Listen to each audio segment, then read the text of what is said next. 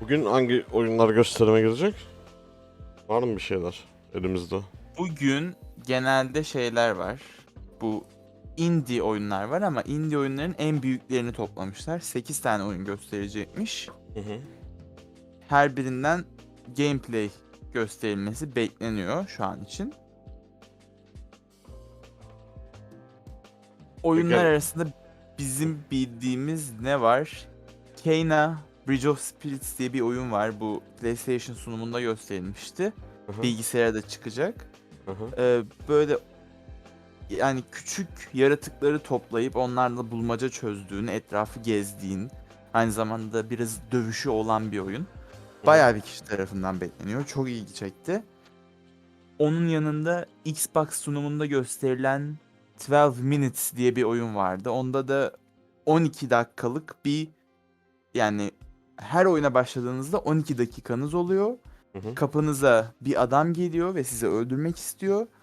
Her öldüğünüzde o 12 dakikanın başından başlıyorsunuz. Bir e, döngüye girmiş durumdasınız ve nasıl oradan çıkarım diye farklı farklı şekillerde deneyerek doğru yolu bulup o geceden kurtulmaya çalışıyorsunuz. Hı. O oyunu da büyük ihtimalle burada göreceğiz. Bakalım, Okey. onun dışında yani gene indie oyunlarda ne olacak ama en azından biraz daha iyi oyunlar olacağını umuyoruz.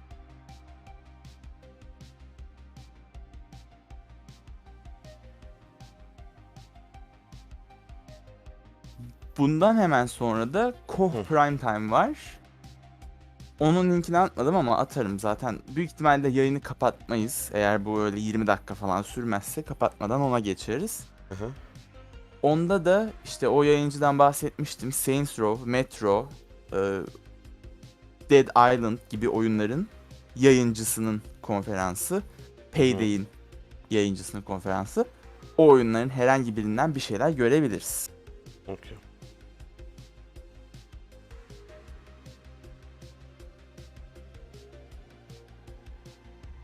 Sızan bir şeyler var mı?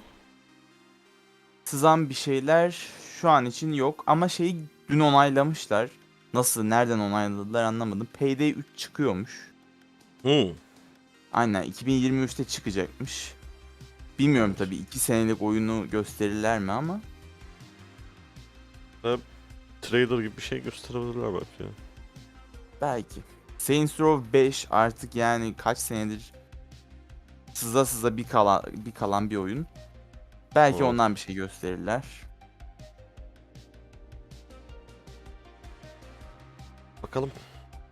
Umarım Bakalım. biraz daha renkli geçer ya. Umarım yani en azından hani gördüğümüz oyunlar güzel olsun da. Çok heyecanlandırmayacak oyunlar olacak kesin. Aynen. Ama en azından böyle görsel şölen bekliyoruz ya. Aynen böyle değişik sanat tasarımları olan oyunlar. Evet. Bu arada 50 dakika süreceği de bilgisi geldi şu an. Hı. Okey. Sende kaç saniye yazıyor? 1-0 Tamamdır. başladı şu an. Tamam.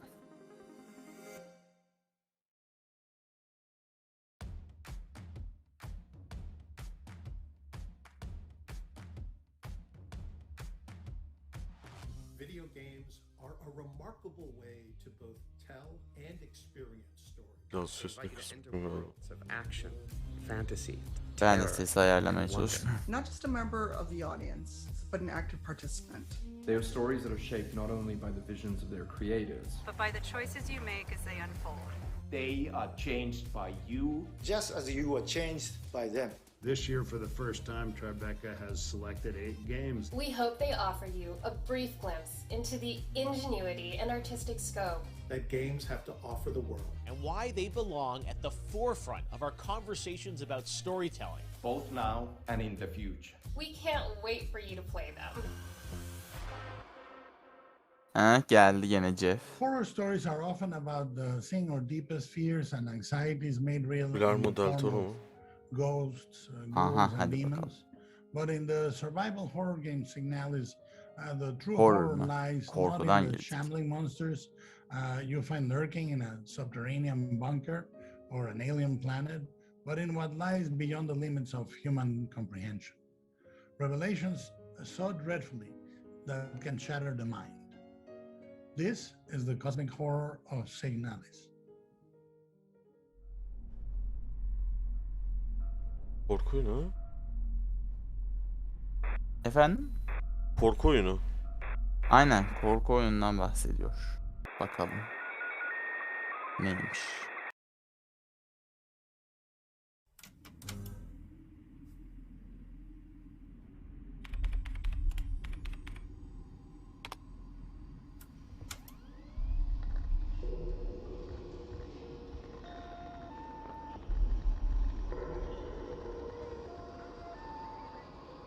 Uyan diyor.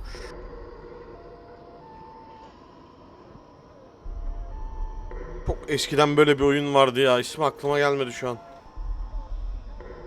Bir tane kadını yönetiyorduk.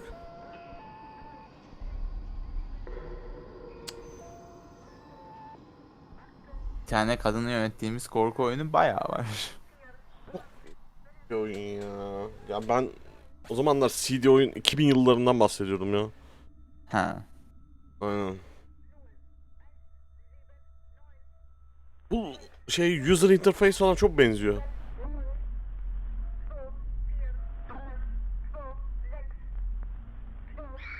İsmi aklıma gelmedi abi.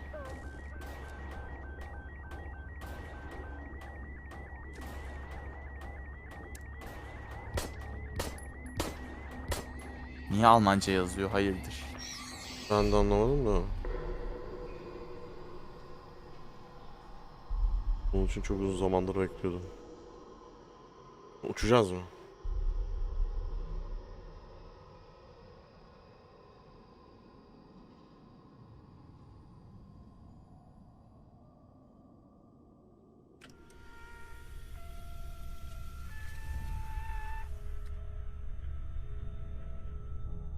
Bir eski Resident Evil gibi oluyor, bir FPS oluyor. Ha, bir point and click oluyor. Aynen. Bir Almanca yazıyor, bir Ha, İngilizce bir yazıyor. Achtung diyor abi. Dikkat. Warning gibi bir şey işte yani. Achtung. Achtung.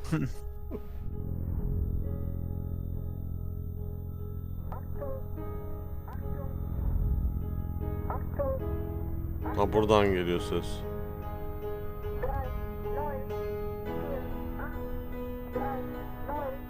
Sayı sayıyor. Anlamıyorum ki, sayı sayıyor. Müzik çok girdi.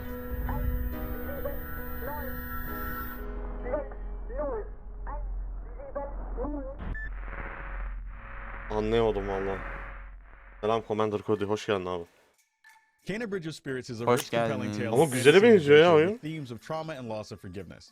And Allah yes, it's full of değişik diyor. fast-paced Keşke action and festival. glorious battles with supernatural Allah foes. Allah. But the first thing that hits you when you see it is the beauty of a debut game from a small but passionate team at Ember Labs, and how the stunning Oyun animation festivali of abi. its lush Evet. magical world pulls you into a journey of a spirit guide trying to save a village haunted by restless souls. But why not let you see it for yourself? Here's our next official selection, Aha. Kayra Bridge of Spirits. Benim bahsettiğim oyun geldi. Kayra. Yayına.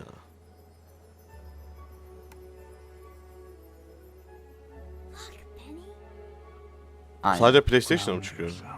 Yok, PlayStation ve PC'ye çıktı.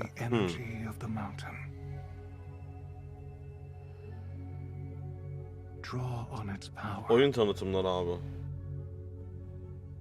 Aynen. Şu an izlediğimizde 8 tane bağımsız büyük oyun var.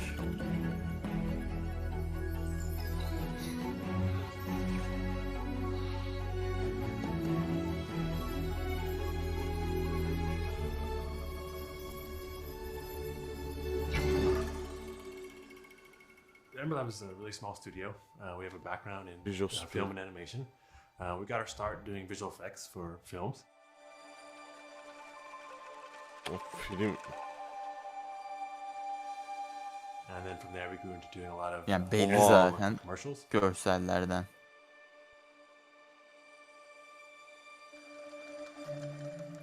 In between Bayağı iyi commercial lan. projects, we would always siphon off some time to learn new things and be a little creative. Oha. And over time, you know, we decided that, wow, we have a real passion for games. And we wanted to throw our hat into the ring with our first project, Kayra. Çok iyi. Something tells me you did not come to our village looking for forest creatures. Babalara bak. Spirit, I seek passage to the sacred mountain shrine. We've been playing games our whole lives together as brothers, and the action adventure games are sort of what we play together and we also enjoy. Yeah. Ben bunu oynarım abi. Aynen. Dedim sana çok iyi, gerçekten bayağı iyi gözüken bir oyun.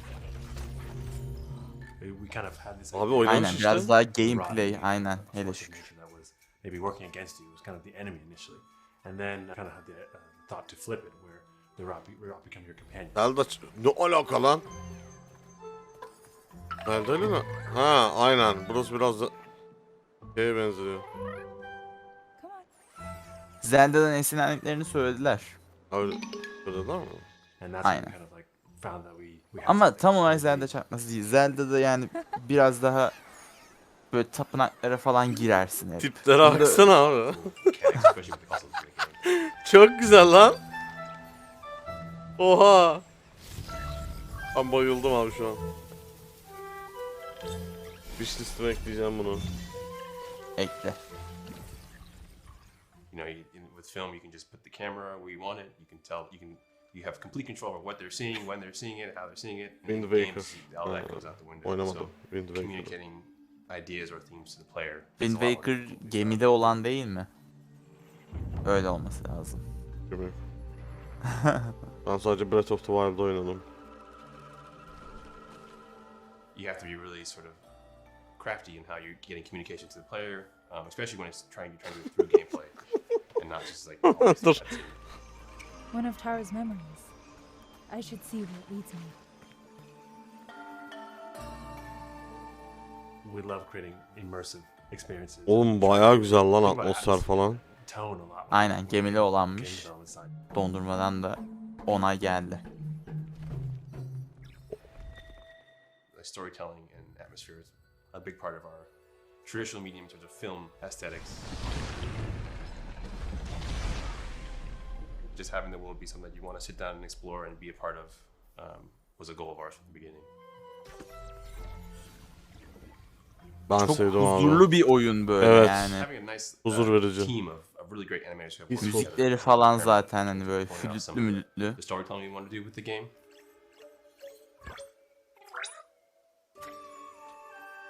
Bizim chatte şu an neler dönüyor? Ben de anlamadım. We're actually making like a 45-minute animated movie inside of a game. Hi. We're really proud of the team. A lot of them come from the visual effects and animation background and kind of like converted their skill sets from the film and animation background into developers on the game side. 5 dakikalık animasyon mu yapıyorlarmış? Hı hı. Oo, boss savaşı. Hadi bakalım.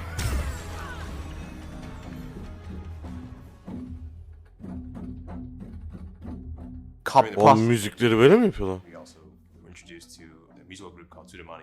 And we actually, you know, Jason and myself went over to Bali to do recording for the soundtrack. What the fuck? Abi çok iyi. Abi brilliant. One of the things that's grown out of that relationship is Dewa is the composer, but his daughter Ayu is actually the voice of Kayra. My name's Kayra. Şu an izlediğimiz yayının YouTube chatinde Emel Keskin Beautiful yazmış. Kendisine katılıyoruz, Emel ablamıza. You know, we wanted to make a game that would just excite us if we saw it. And, you know, something that we would see the trailer. Oh yeah, that game looks awesome. So Şunlara baksana, gerçekten böyle Pixar filmi gibi duruyor yani. Ben bayıldım ya. Ben bayıldım Ağustos'ta abi. çıkıyor olması lazım. Bayağı da yakın yani.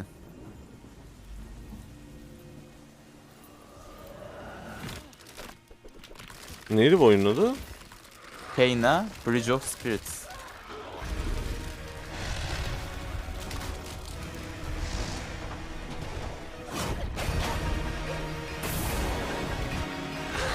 O ne ya? Yaratığa dönüşme de mi var? Ha yok. Oğlum bayağı tatlı oyun lan. Ama Epic Games'te çıkacakmış sadece. Aha. Aha. Olabilir. Senin adamın? Aha. Death Stranding? Ya teaseleme ya, teaseleme ya. Aynen. Yine.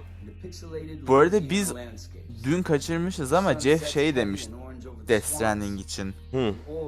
Önümüzdeki haftalarda tam bir duyurusu yapılacak oyunun demiş. Herkes diyor ki önümüzdeki haftalarda bir Sony etkinliği mi geliyor? Bakalım. Gelirse onu da yaparız büyük ihtimalle. Diyorsun.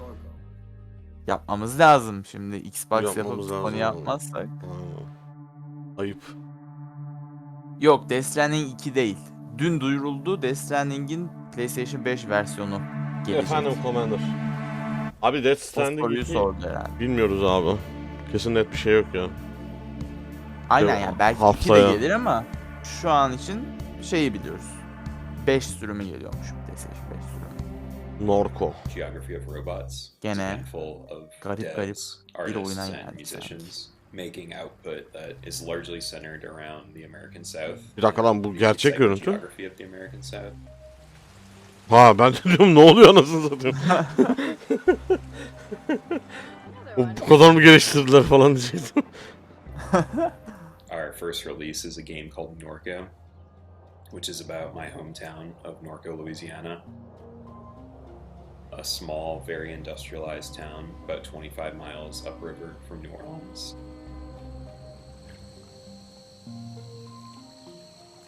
Bilmiyoruz abi. There's so many intersecting pieces of infrastructure. So many stories embedded in the landscape. Yayın Temmuz ayında da olur. Ya Temmuz başı ya Haziran sonu olur büyük ihtimalle son yayını. Polisin yüzü niye sansürlü? Research interests into something, and bilemiyorum. Norco is that culmination of effort. Ne lan? Click and point galiba oyun ya. Aynen. Konuşmalarda biraz sanki Undertale'dan çalmışlar gibi.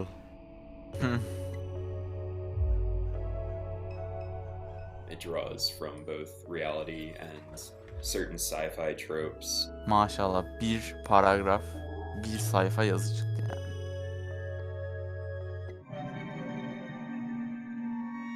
To explore little air pockets of the surreal within the reality. Bunu çok beğenemedim Tribeca kardeş, kusura bakma. Biraz enteresan gibi ya. We have working in this sort of adventure game point and click genre is that we've got just decades and decades of iteration to build on within this genre, going back to the old Lucas games, you know, Monkey Island and such. What works for our story? What are the necessary mechanics to tell the story of Norco? Ne oldu lan? Kağıt Bana adamın biraz yüzüne geç mi vuruyor? geliyor. Aynen onu şu an düzelttim. Onu fark ettim. Ne oluyor abi? Bu ne abi? A lot of events and Enteresan. experiences from the past. I was playing a lot of Adam oyunun içine 2D gerçek pixel art games görüntülerden at bir the şeyler time. yapmış A ama lot of hepsi gene dramatic pikselli events had pikselli. occurred both in my personal life and the life of the region that I was exploring, and I thought there was a kind of hauntological element to using pixel art to tell those stories. Ondan konuşuyoruz zaten şimdi. I don't have any artistic experience. And so Piksel art doing a kullanarak simple 2D gerçek pixel art hayatı game fit the oyuna best aktardık within my diyor. limited resources that I Aynen. had.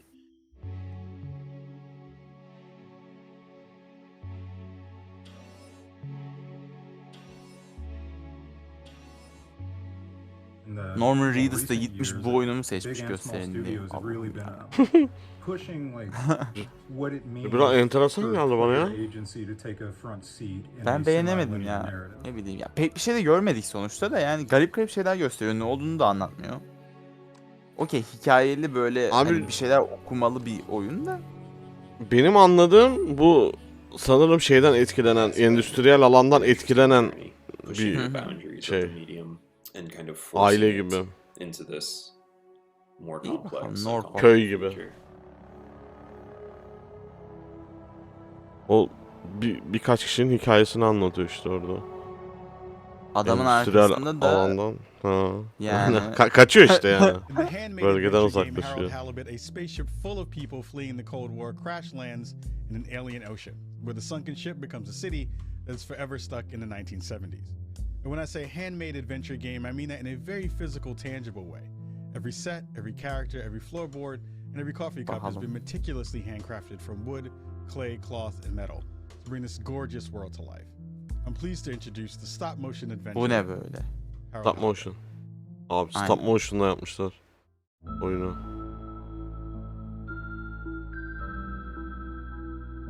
Oha. Beni aldı lan. Çok değişik gözüküyor. Beni aldı abi. Harold Halibut.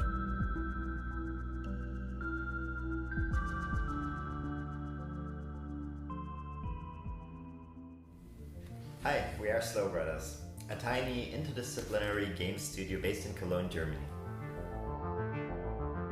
Nasıl yaptıklarını göster. Abi bu Aynen. işte sanat abi. Bu sanat abi. Bu hakikaten sanat yani.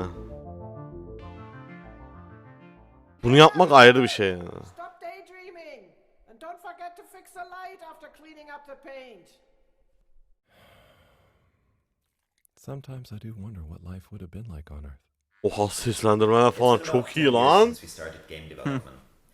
Some of us have a film background, and at that time we were kind of frustrated about the big budgets. Şu an dünkünden daha iyi gittiğini Ben yükseldim oyuna ya. Dependencies to söyleyebiliriz producers bence. being Aynen. also game lovers with En Oyun azından aldı beni. dünkünden görüyoruz. Evet evet. game instead of a Dünküler film. neydi abi ya? Might Dün be, gerçekten more çok approachable yani ve endeavor. Ha, Hala çöpe atsan Games, çöpü kirletir ya. Genshin, aynen. Full saçma salak oyunlar gördük.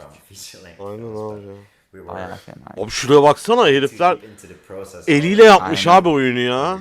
Oynadığın o attığı her adımda herifin bir şeyi var abi. Bir dokunuşu var yani. İşte bu pure sanat yani. Our goal has always been to create a accurate Tüm parayı recreation Elden'inge, of aynen. the stop Tüm parayı motion Elden'inge. Şuraya baksana abi. cinematic feel.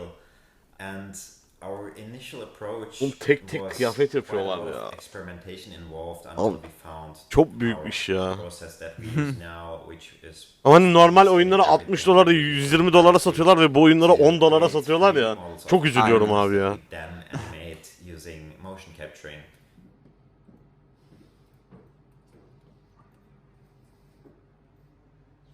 Which gave us this fluidity and also all the Çok iyi. options that we have in modern 3D games to light the scenes in a cinematic way and to use camera movement. So it's even a little bit different than traditional stop motion animation, and we really liked this mix of the digital world and the analog world. Helal olsun lan size. Baksana abi tek tek uğraşıyorlar ya.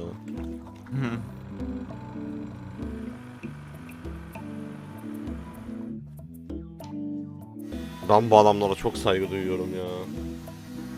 Para elde ring'e yatırmış. O ne yahu?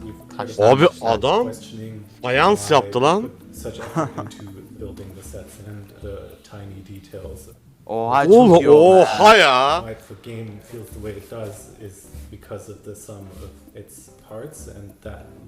Abi.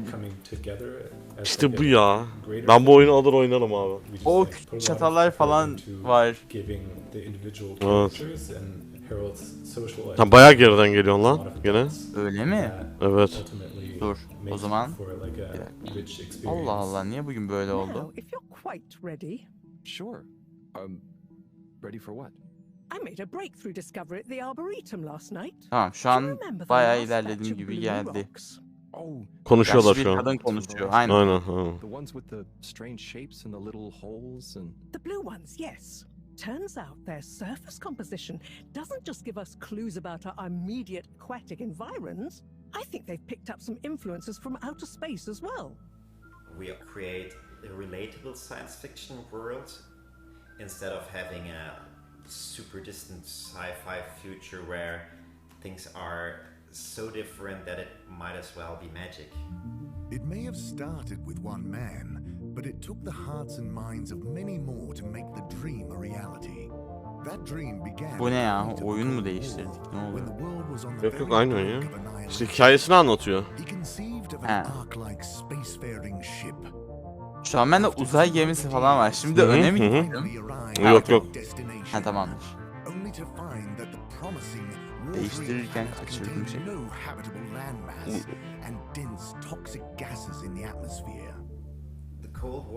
Disco. Soğuk Savaşı anlatıyormuş lan. Öyle miymiş? Aynen. Soğuk Savaş dönemlerinde geçiyormuş. Being stuck in the 70s on one hand and not living through the things 200 yıl sonra diyor ama alternatif bir evren. But also thinking into the future, the 200 years after that, and creating this kind of alternative timeline where things evolved in a different way. It's just that the professor and I need some sea rocks. I mean, filter rocks from older times that have come from the filters, and I feel like you might have one. Okay, look and listen here, longy long pants. I shut the store for a reason, you know. Bu da gene herhalde biraz daha gezme, bir şeyler bulma, bulmaca çözme gibi oyun.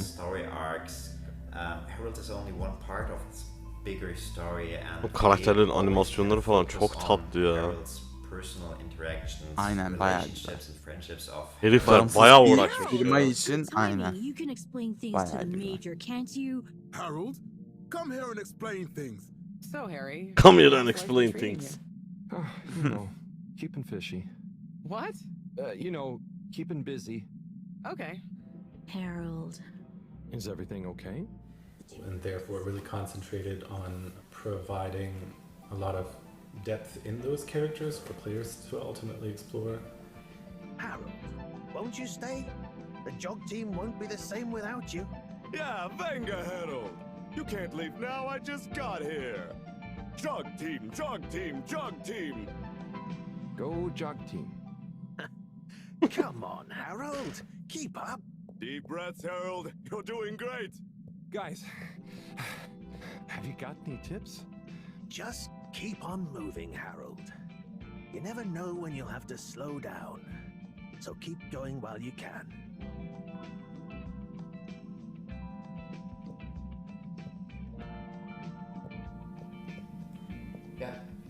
Benim Fandango, evet.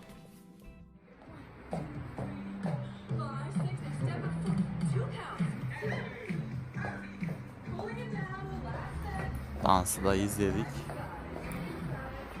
Ah geldi Japon kahvaltısı abla. Ne oldu sen önden gidiyorsun galiba. Şimdi de öne mi geçtim? Allah'ım yarabbim. Ben şey yapıyorum. Tamam. Daha da geriye gittim lan. Öyle mi? Şu an şeyi yapamadık. Senkronu yapamadık. On your journey to the horizon, you will traverse a world of beauty and mystery, full of spectacular ruins, both ancient and futuristic. This is the joy of exploration, the thrill of discovery. And if you listen to the stories of the people and places you encounter, perhaps a chance to learn what you came here to understand. This is Sable. Sable. Okay. Shadow. Oyunun da grafikleri bir acayip ya. Çok değişik bir artwork'ü var. Aynen.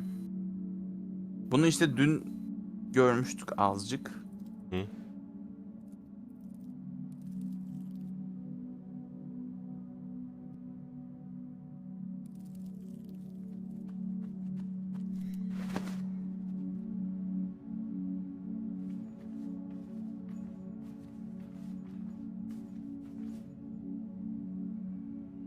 Bayağı güzelmiş.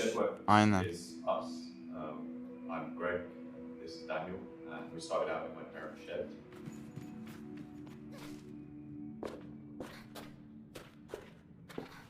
Sable is the main character. She's a young girl who who's leaving her home for the first time.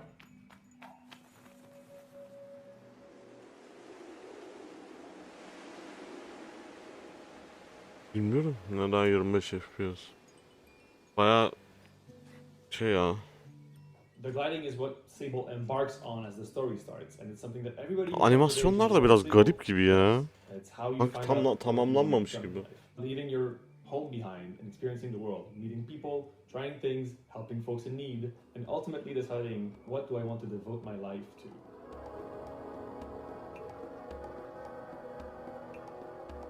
So much of the people here, the communities here, are defined by their vocation.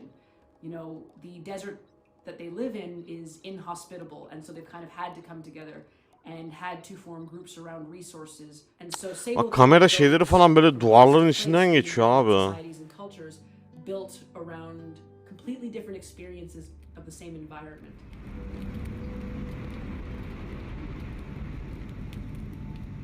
Abi bitkiler birbirlerinin içinden geçiyor.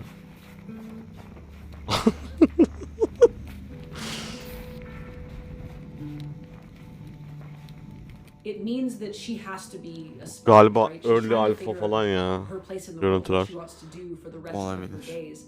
And I think that's what makes the story so fun. It Çünkü really is about çok shadow bug'ı var ya. people that you see and the experiences that you have that Baksana. not shape her gliding. Gölgeler falan sonradan geliyor böyle.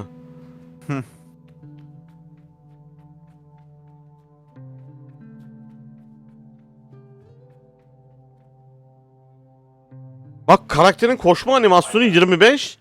Durduğu andaki böyle hareketsiz animasyonu böyle niyeyse 60. In that period, your mum taught me art at secondary. Bir acayip yani. By the time we were at sort of university age, that was when indie games had really kind of taken off as a creative sort of field.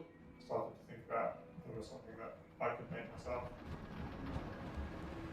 Yani biraz daha bug fixing'e yönelmeleri lazım.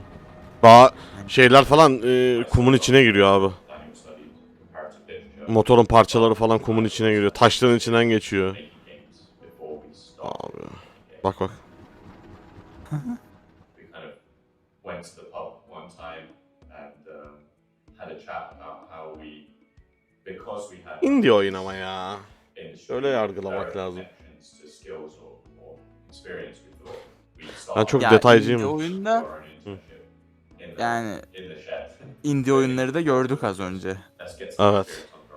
O açıdan indie oyun var, indie oyun var. Far Cry 6 felaket abi ya. Far Cry 6.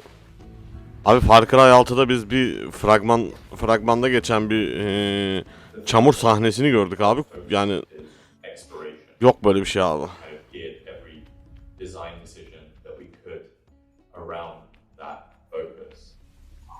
Bu kadar kötü olamazdı yani. There's no real danger to the player in the game. It is quite relaxing in a way, but Düştü hiç ses bile yok. Ha, düştüğüne dair bir ses vereydin ya. Motorla gidiyor. I think the unique thing about it is how lonely it is, and the pace of the game is very laid back.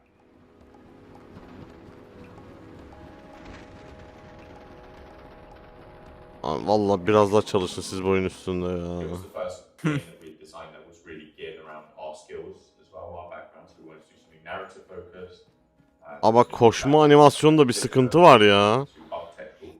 Architecturally focused, and my background in architecture helped with that. So I think that it's come from us in that way makes it quite unique. O gece kabus gördüm. Senin pozisyonunda uyudum. We draw from a number of references and influences, I suppose. I guess some of the most obvious ones are the visual ones, right? Stuff like Gene gölge hataları. Okay. or Tintin, or Studio Ghibli, and those kind of pieces were always influential. Yeah, it does have that. O tamamen bulmaca mı abi oyun? Tam onu söyleyecektim. Ben türünü anlamadım. Ben de anlayamadım Yok abi. da, yani sadece bir yerden bir yere yürüdüğümüz bir oyun mu? Yürüyorsun, Lan uçuyorsun. bir yere eğileydi bari be alırken. really started it, and so our music has kind of been there from the very beginning. Cami koysa beğenirdiniz. Bayılırdık abi. Şu an top 10. Direkt şey yapardım ama. The direction of the game. Early pre-order.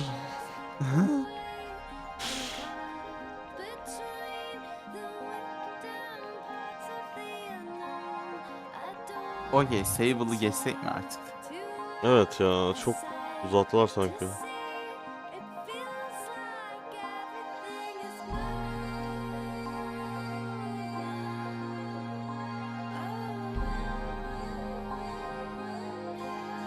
Ön siparişlenmeyeceği kesin. Yani bir çıkıp incelemelerine bakmak lazım.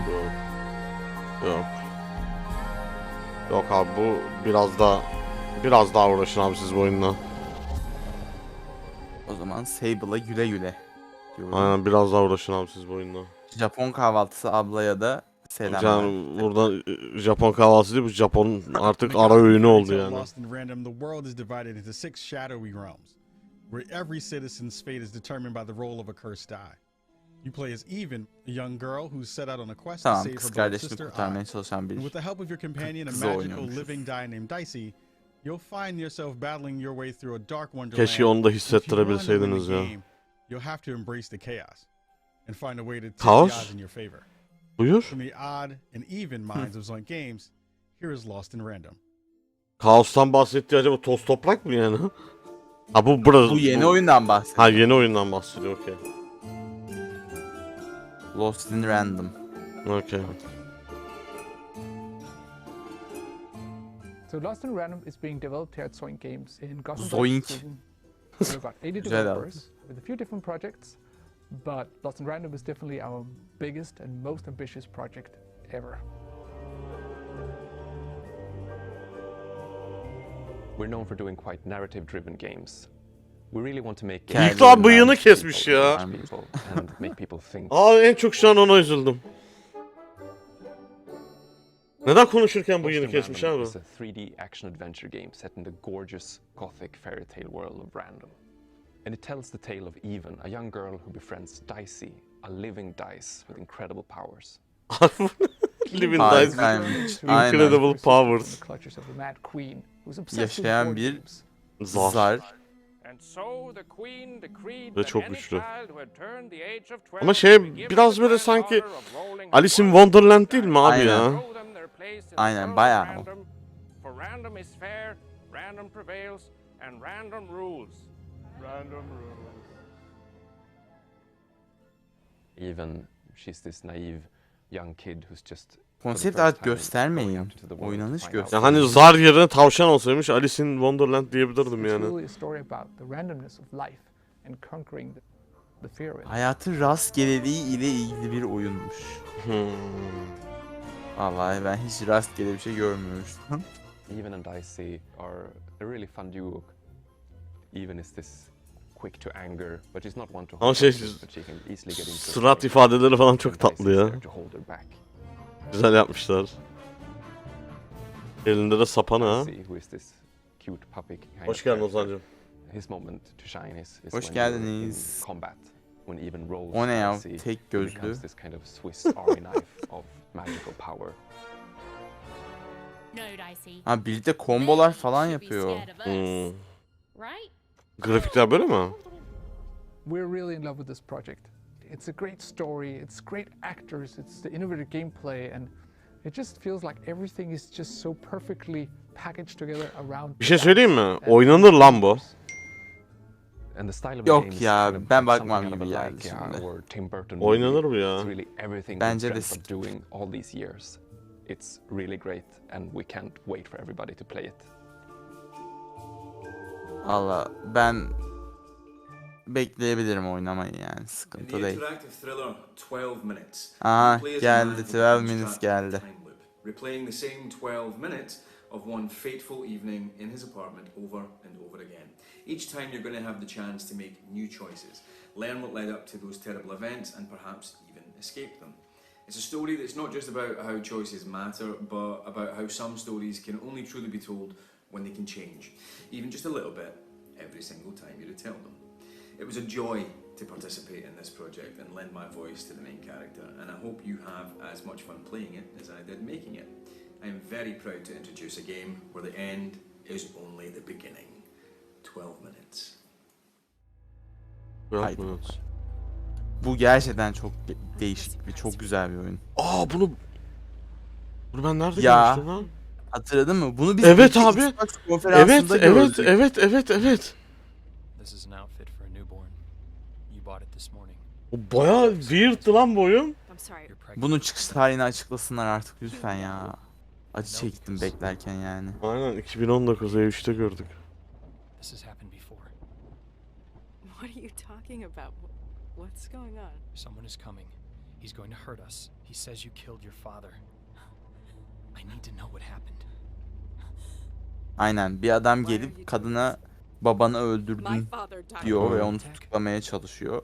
No, I didn't have anything to do with. Any second now he's going to knock on that door. Help me. This isn't happening. This can't be happening. Ve geldi. My name is Luis. I'm the creator of 12 Minutes.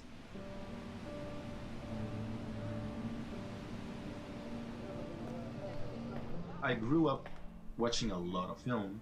They always captivated me, and I tried to understand what were they doing, the pacing, the colors, the lighting, the composition, in order to create these emotions in me. What are the tools we have as game designers that allow us Oğlum to see bayağı the enteresan things? ya. Şu an bile ben etkilendim yani oyunu görünce. Ne kadar sonu olacak önemli harbiden. Umarım birden fazla olur yani tek bir çözümü olmaz. That information can come at any moment depending on what you've done. What's the occasion? I'll tell you over dessert. All right, I'm ready to get wowed by this dessert. Just give me 1 second. You know, I'm fascinated by the idea of if you knew what's going to happen, what would you do differently? 12 Minutes is an interactive thriller. Bu oyun sanırım aynı zamanda Game Pass'e çıkar çıkmaz gelecek. Öyle biliyorum. This cop shows up, he accuses your wife of murder. Hands behind your back, let's go. You try to stop him, you get beat up.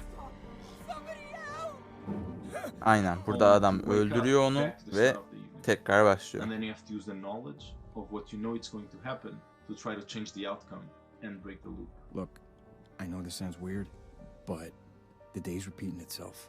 What do you mean repeating itself? I'm living the same Aa, sürekli aynı gün tekrar ediyordu değil mi bunda? Aynen. The reason the game sticks to a bird's eye view is because it allows you to very easily interact with the environment. Most video games you have a third-person camera or a first-person camera, and I wanted to create something that is very accessible. So by doing a bird's eye view, you have like a floor plan of the apartment that you just click where to move. There was also the challenge of having the voices convey the emotions without seeing the faces. If someone is really stressed out, you won't have any facial expressions, so you have to feel the stress in the throat. Particularly because you don't see our faces in it. You really Aynen. Öldükçe bilgi toplayıp önceki olanların seyrini değiştiriyoruz. No facial expressions that are instructing you. Where you go in the game will, I think, depend on you as an individual.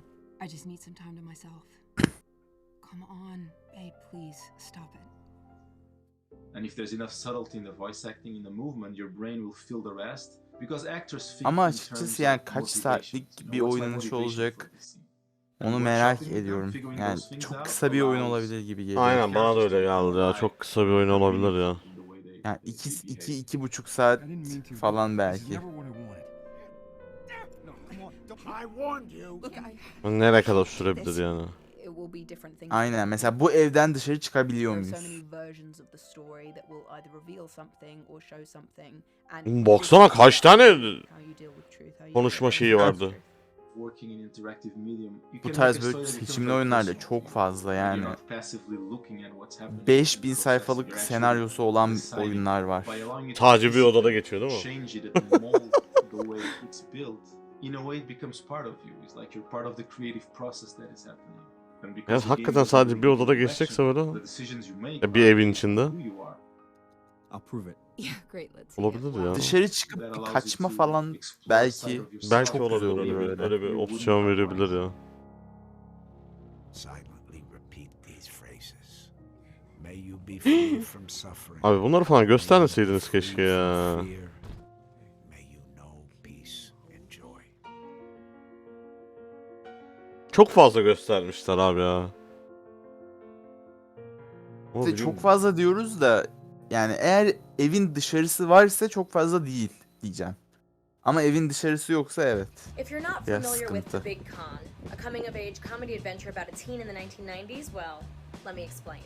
You play as Allie, a high school junior who learns that her mom is about to lose her video rental store to loan sharks unless they come up with over $90,000. Lan ben 99 çocuğuyum, bana hitap ediyorsun, evet. Really only one thing you can do. Kıza yani. Run away from band camp, head to the mall, and become a con artist. I mean, that's just common sense. From the decade that gave us the World Wide Web and so much plaid.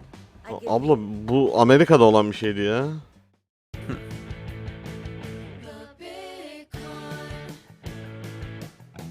Allah bu ne böyle? Sanat tasarımı çok garip. Çok garip.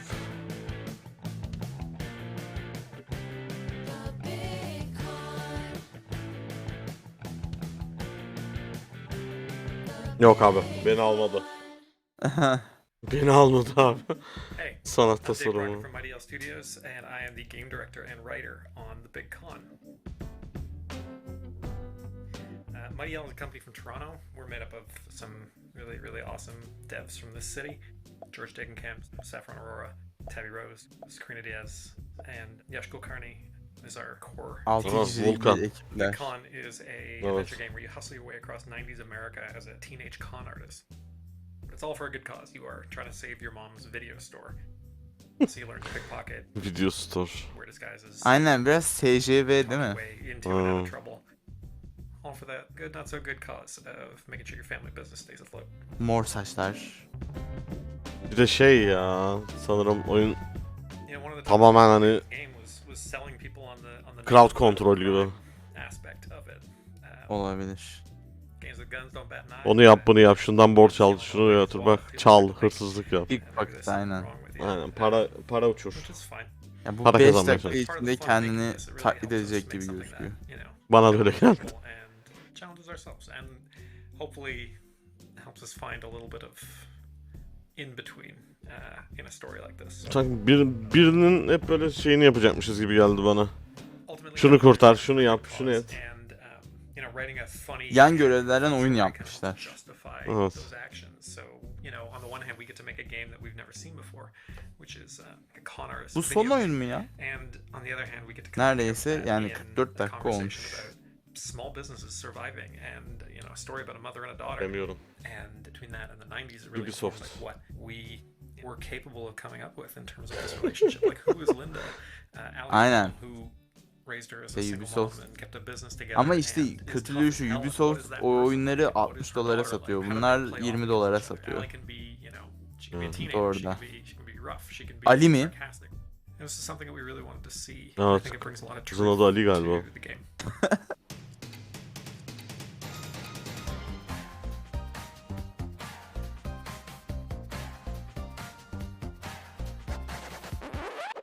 Oyunda seslendirme de mi yok ya? Yok. If it makes us laugh, it goes in the game. That was our rule. Like we really want you to explore and find stuff. Komik bir şey görmedim ben. Vallahi Anladım ama. açık söyleyeyim ben de görmedim abi. Sizin humorunuz bize tutmuyor ya. Aynen çok ne komik gördüğümüz her şeyi koyduk dedi de ama yani öyle bir şey görmedik. And it, I think, really builds on the feeling of like building your own adventure. Ya milletin parasını soyarak biz nasıl bir adventure? They're not as done in video games, so we wanted to do it. We wanted to get in there. Abi çok fazla expectation'a sokuyorsun bizi. Cell phones, you don't have the internet, you don't have the ability to look. Yani 90'lar oyunlarda çok yapılmadı diyor ya. Nasıl yapılmadı? Yok mu 90'larda geçen oyun? Part of the charm. And so, you know, with the 90s means that we also get to do this ripping colorful palette that Saffron put together. Ubisoft daha $70 yapmıyor ya ama eline sonunda yapacaktır yani. Daha fazla para. For this cartoon 90s aesthetic, bright contrasting colors, exaggerated features, and like fun geometric patterns. So Allie is a very does what she wants character. She wears her cap backwards. Üzgünüm ama beni de almadı ya. Was always the signature look of the cool type character that you'd see in a lot of cartoons. You know, she has abi Ali diye bir kız video game satıcısında çalışıyor. Sanırım annesi bir borca giriyor. Bu da onu toparlamaya çalışıyor. Benim anladığım bu yani. Aynen ben de öyle. Sağdan soldan sürekli aynen para aşırmaya çalışıyor. Lise öğrencisiyiz. Para toplamak için de insanlara görevlerini yapıyoruz. İyi hemen duyurmuş zaten yeni Battlefield'ı jenerasyonu veya PC'ye alırsanız $70 diye. Öyle evet maalesef. $70 yapmışlar direkt. Oha bütün fiyatlar yükselmiş mi? Aynen. PS Store'da şu an 560 lira Battlefield. Steam'de ne kadar oldu? Steam'de 420 miydi? Öyle bir şey. Ya bize 370 lira da. Neden dolayı? Bitti. Bitti mi? Sanırım.